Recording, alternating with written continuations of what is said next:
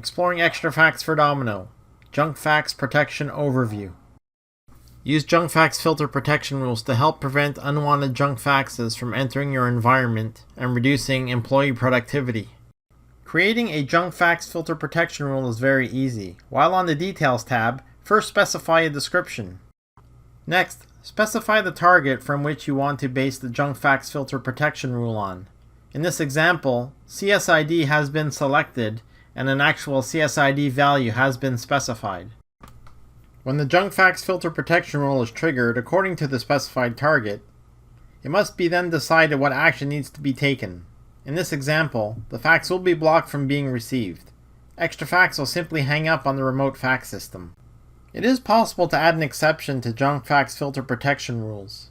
If desired, simply specify a DID or port value, and they will not be subjected to this particular junk fax filter protection rule.